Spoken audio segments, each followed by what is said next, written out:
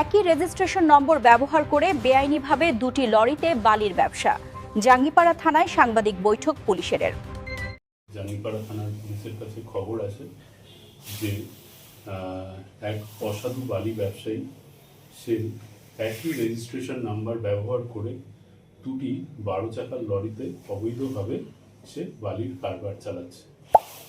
এই খবর পাওয়ার পর আমাদের জাঙ্গিপাড়া থানার একটি পুলিশের টিম আমরা দ্রুত সেটা ওয়ার্কআউট করতে ভেবে এবং ফুরফুরা গ্রাম পঞ্চায়েতের অন্তর্গত মুরিদপুর শ্মশানধার এলাকার থেকে আমরা একটি 12 চাকার লরি আটক করি এবং তার ড্রাইভারকে জিজ্ঞাসাবাদ করা হলে সে এটির সাপেক্ষে কোনো বৈধ নথি আমাদের পেশ করতে পারে না। তো এবং গাড়িটি এখানে পুরো বালি ভর্তি অবস্থায় আমরা পাই। এই লরির রেজিস্ট্রেশন নাম্বার WB23D6532। তো সে বৈধ কাগজপত্র আমাদের পেশ করতে ব্যর্থ হলে তখন আমরা তাকে জিজ্ঞাসাবাদ করি এবং জিজ্ঞাসাবাদ করলে সে স্বীকার করে যে সে অবৈধভাবে বালি পাচার করছিল এটা থেকে। তারপর আমরা তাকে গ্রেপ্তার করি এবং গাড়িটি সমেত তাকে আমরা নিয়ে আসি। আসার পথে আমাদের ধনপোতা মোড় এলাকা থেকে সেই একই নাম্বারযুক্ত আরেকটি 12 চাকার লরি আমরা খালি অবস্থায় পাই। এতে আমাদের সন্দেহ আরও ঘনীভূত হয়। তারপর সেই সংশ্লিষ্ট গাড়ির ড্রাইভারকে আবার জিজ্ঞাসাবাদ করলে সেও তার গাফিলতির কথা স্বীকার করে। তারপর দুটি গাড়িকে আমরা থানাতে নিয়ে আসি এবং তার ড্রাইভার এবং যারা খালাসি ছিল তাদেরকেও আমরা নিয়ে আসি।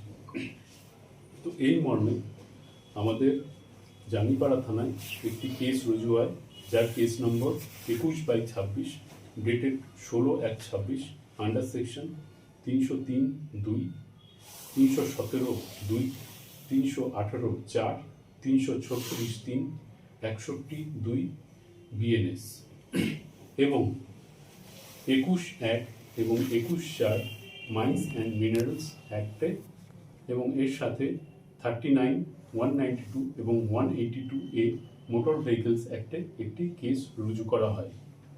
এই ঘটনায় যে চারজনকে আমরা গ্রেপ্তার করি তাদের নাম জাহাঙ্গীর শেখ, যার বাড়ি আউশগ্রাম; দ্বিতীয়ত শেখ খুরশিদ আলম, যার বাড়ি খণ্ডঘোষ; 3 নম্বর শেখ আলী, তার বাড়িও খণ্ডঘোষ; এবং 4 নম্বর ব্যক্তি শেখ মহিম, তার বাড়ি ভাতার থানার আন্ডারে।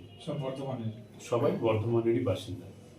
তো এদেরকে আজকে আমরা শ্রীরামপুর আদালতে ফরওয়ার্ড করা হয় এবং এই 4 জনের মধ্যে মহামান্য আদালত 3 জনেরকে 5 দিনের রিমান্ড আপাতত গ্র্যান্ট করেছে। তো এই ঘটনার সাথে আরও কারা যুক্ত আছে বা এই গাড়ির মালিক কে আছে সেগুলো আমরা এই রিমান্ড পিরিয়ডে তাদেরকে জিজ্ঞাসাবাদ করে এবং তদন্ত আরও যত এগোবে এই ঘটনার সাথে আরও কেউ যুক্ত আছে কিনা সেটা আমরা পরবর্তী পর্যায়ে জানতে পারব।